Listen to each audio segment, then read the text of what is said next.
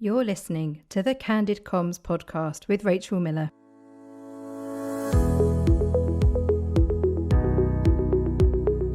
Join me every week for practical advice and inspirational ideas to help you focus on all things internal communication related.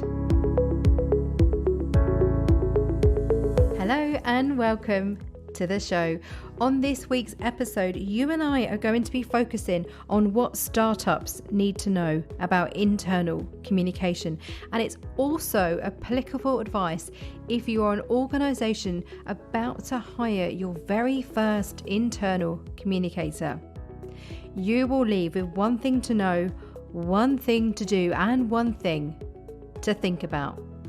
Let's get started. I wonder what position you're in as you're listening to this episode. Maybe you're an internal communicator who is thinking about joining a startup, or perhaps you are working in an organization that has got to the point where it feels like we need to have a good way of communicating. In my experience, when an organization is formed, it often starts small. The company is known as a startup and it's in its very first stage of operations. And then over time, founders or the owners of the organization start to expand the number of people that they hire. They recruit teams, services grow, and processes and systems are created. However, there comes a point in the life cycle of an organization where a lack of structured communication becomes evident. Owners realize that information and communication isn't flowing effectively, and suddenly they don't know who everyone in the company is. Maybe you're not all fitting around one table or on one screen anymore. I see this a lot in my work at All Things IC. I mentor comms professionals around the globe, and I've been increasingly working confidentially with startups over the past few years. I've also been advising companies as they prepare for their initial public offering, their IPO, which is where you float on the stock exchange, which requires concentrated effort and attention to detail from an internal communication perspective.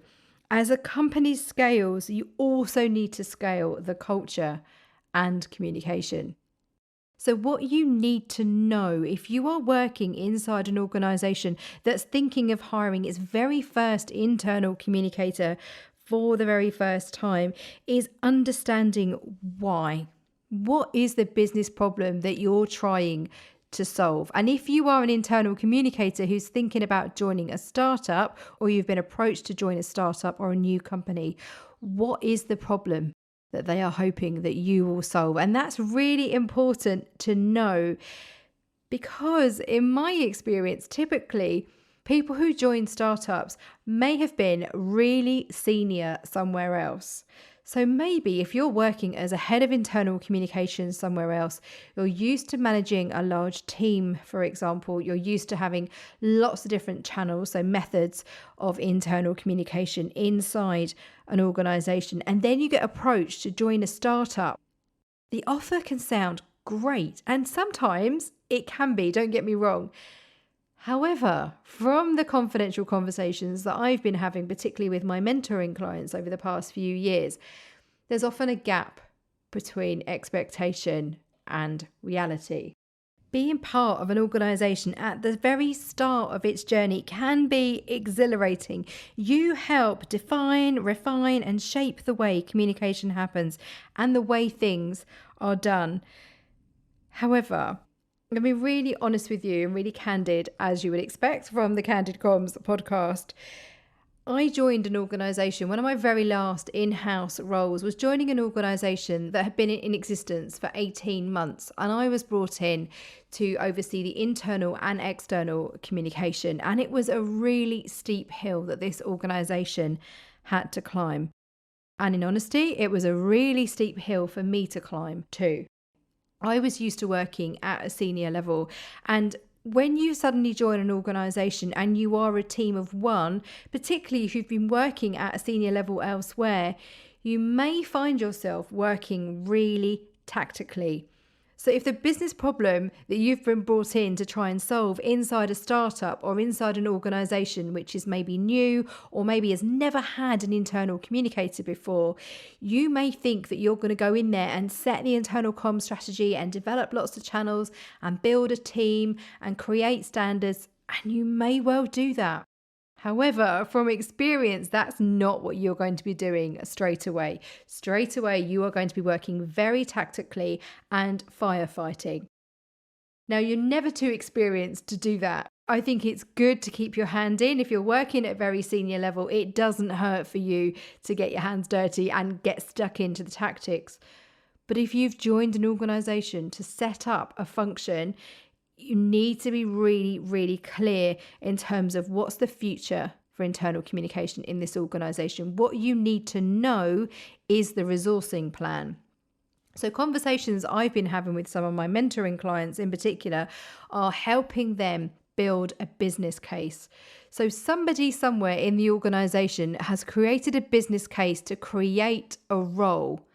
And startups, what you need to know about internal communication is if you've brought in a senior level internal comms professional and all they're doing is tactical and reactive work, there's no talk of future plans, there's no talk of increasing their resourcing, there's no talk of giving them a budget, for example, then very, very quickly they will become isolated, they will become frustrated, and you'll probably lose them.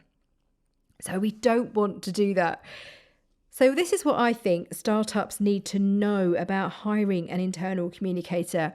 You need to be clear about the level of person you're recruiting and what your resourcing plan is for that person, that department, that function. You need to be really mindful of their advice. So when an internal communicator joins an organization and spends particularly the first 3 months really getting to understand the culture of an organization, and I have an online masterclass for this, I have how to create a 90-day plan which supports internal communicators, whatever level you're at. When you join a new organization or you start a new role, ideally in a new organization, this course guides you through every single step to help set you up for success and refine and deepen your capability so you can hit the ground running. When you're brought into an organization, as I found from experience, people have very often been waiting for you to start. And therefore, they overload you with information and they overload you with things that are urgent because they've been waiting for you to come. We need to pause, reflect, analyze, and we also need to make sure that we're listening. So if you've brought in an internal communicator into your organization and they spot a problem, you need to trust their advice. The conversations that I have with some of my mentoring clients are when they're incredibly frustrated because they've been brought in as the communication expert. Let's be really candid here, comms friends. Communication has been happening inside the organisation to date. Even before you arrived, communication happened. Now, it probably hasn't happened in a very structured way, in a very rigorous way, in a very ordered way, because they didn't have a comms pro in place to oversee things, set standards, create channels, but communication would have been happening. So when you bring in an expert and you ask them for advice and guidance, you need to listen to it and you need to act on it. And I know how frustrating that is from someone who has experienced that, and also now in my role advising internal communicators who are finding themselves increasingly frustrated at being brought in to be the comms expert inside organizations, inside startups in particular, and they're not being listened to. If that's you, I share your pain. I know how that feels. Something you need to do if you are an organisation who is creating an internal communication function for the first time, or if you're a startup inviting a professional communicator to join you for the first time, is there needs to be boundaries. This is super important. And I say this as someone who is a founder of my own business, been running All Things IC since 2013. I think about my business constantly. I live it, I breathe it, I'm surrounded by it constantly. I am constantly innovating and coming up with ideas or all times of the day and night. I'm a typical entrepreneur in that regard. However, the people who work for you and with you and around you may not think in that same way. And I've had a conversation recently with an internal communicator inside a startup who was receiving messages from the founder in the middle of the night. And I'm talking 2 a.m, 4 a.m, with a bright idea that they wanted them to action at that time of night. Now, I don't do that. I'm very conscious of that. I may have thoughts in the middle of the night, but I will message them to myself. I wouldn't share them with my PA Louise in the middle of the night. When you work in a startup, if you are so immersed in the culture, if you're surrounded by the founders or the owners of the business, if you work as a trusted advisor, there's that phrase that we love, comms friends. If you're working as a trusted advisor, then we like to be brought into conversations early. However, if you are, I should say, a team of one, you need to set the boundaries. Unless you're being paid to be on call, so some people they are crisis communicators and they're on call 24/7, their salary reflects that.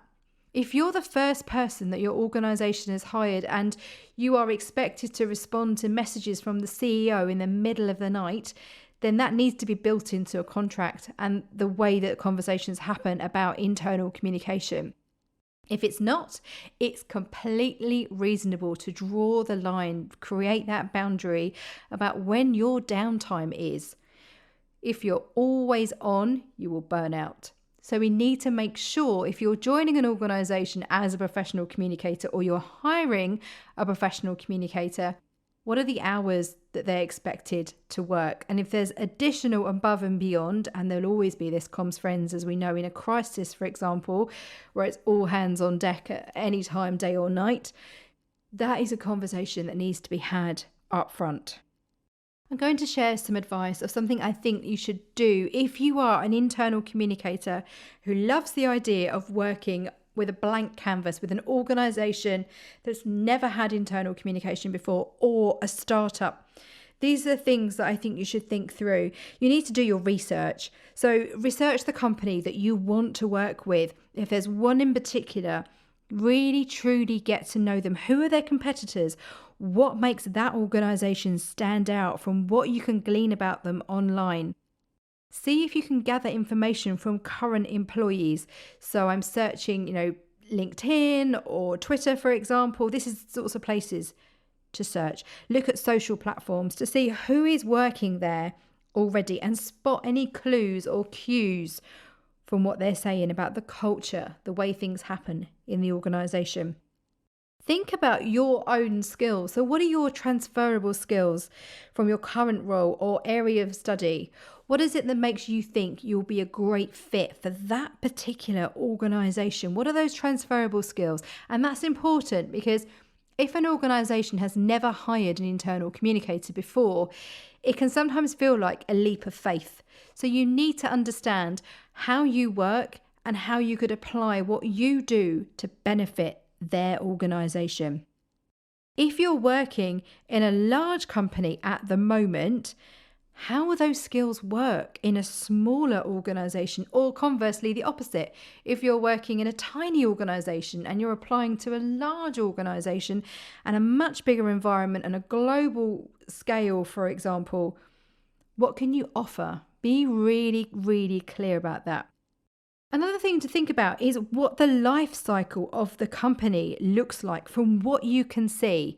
So if it's a startup, for example, comms friends, there's a whole glossary around startups, whole new set of language to get your head round. So things like, are they seeking funding, for example? Are they acquiring other companies? Have they acquired other companies already? See what you can find out from online. So how well versed are you in commercial issues like IPO, initial public offerings, when people launch on a stock exchange, for example? Because you may find that you'll join an organization and suddenly you need to be overseeing IPO comms, and that is a whole new topic in its own right.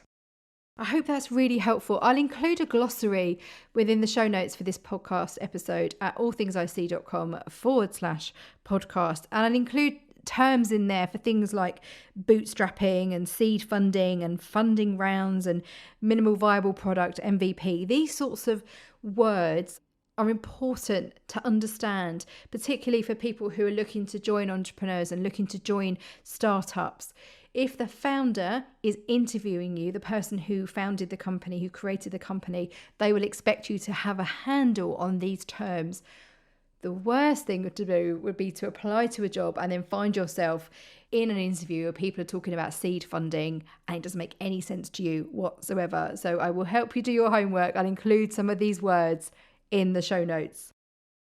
We are going to take a short break, and when we come back, I'm going to leave you with something to think about. See you in a moment.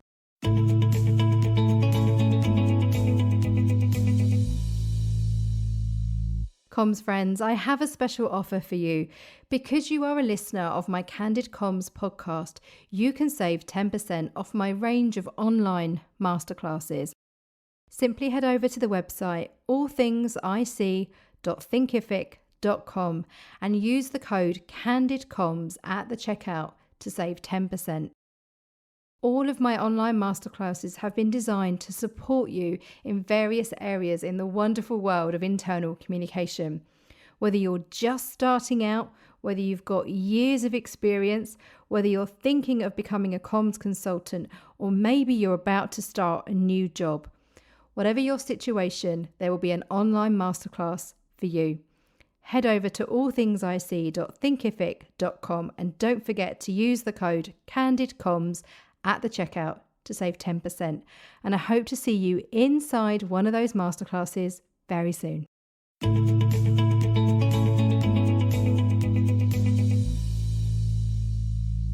Welcome back. In the final part of today's episode, I'm going to share something for you to think about.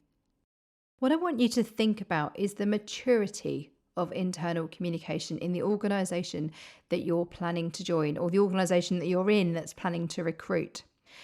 The reason being, I believe internal communication is too important to be left down to one team, one department, or one person. It is everybody's responsibility. Now, when an internal communicator is hired and they're the very first comms professional inside an organisation, they are not suddenly responsible for absolutely everything to do with internal communication inside the organisation. So what I mean by that, and I can tell you from experience, when I joined the role that I mentioned earlier in the company that had been going for 18 months, when I arrived, I got asked about the team brief that was in place, which wasn't great, comms friends, to be honest with you. But I remember speaking to one of the directors about the team brief and saying to him, tell me about it. What do you think about it? And before I got a chance to even say that, he said, oh, good, you'll be doing that team brief thing for me then, will you? And I thought, he doesn't mean writing it. He thinks I'm going to be delivering it to his team. And I remember thinking, okay, that's an interesting perception on what I'm here to do, which spoke volumes in honesty. And I remember saying to him, who knows your team the best in this organisation? And he said, I do. And I said, well, why would you possibly delegate communicating with your team to anybody else? Because you know them way better than anyone inside this organisation. And he looked at me quite grumpily, because clearly this wasn't the conversation that he thought we were going to have. And he thought he would quite merrily hand over responsibility for communicating with his team to me because I was the head of comms. I put him right, because internal comms is too important to be left down to one team, one department, one person, because I do believe it is everyone's responsibility. My role as the internal communicator inside the organisation was to help everybody else understand that. If one person has been brought in, I spoke right at the start about the business problem that the internal communicator has been brought in to solve. If that business problem that you're there to do is to be the only way the company communicates, then we will fail, because it is too important to be left down to one person. Now, we can encourage them, We can put amazing channels in place. We can set strategies. We can create standards. We can train people. But if internal communication is just left down to one person, what happens if you're sick? What happens if you go away? So it's really important for me as we close this episode together is thinking about the maturity of understanding inside the organization. Now, there's a way to do this. I do this quite regularly. I look at job adverts. So when people are being hired to join a startup, how is that role being described? Is it really senior and really strategic and talking about setting strategy and standards?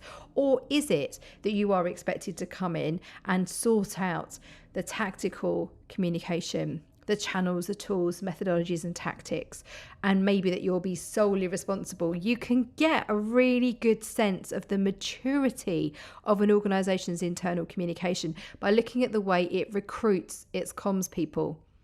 Now, that's true of organisations of all sizes and all ages. I have a jobs board at allthingsic.com/jobs where we share roles around the globe where companies are recruiting into their internal comms teams. So I see a lot of job adverts over the course of a month. Many job adverts come in and I look at all of them and I look at the wording, and I'm always really curious to have a look at what is it they say about internal communication and what's my impression from what I can see externally about the way the organisation communicates, or from conversations I've had with people who work there.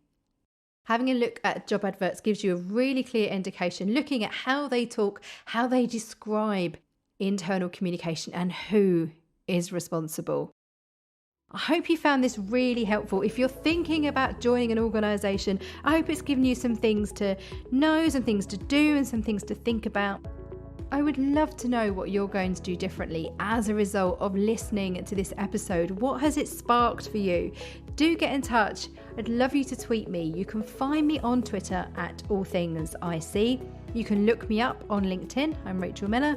Or find me on Instagram at Rachel All Things IC. And the show notes for this episode and all the episodes of the Candid Comms podcast can be found at allthingsic.com/podcast. And remember, what happens inside is reflected outside.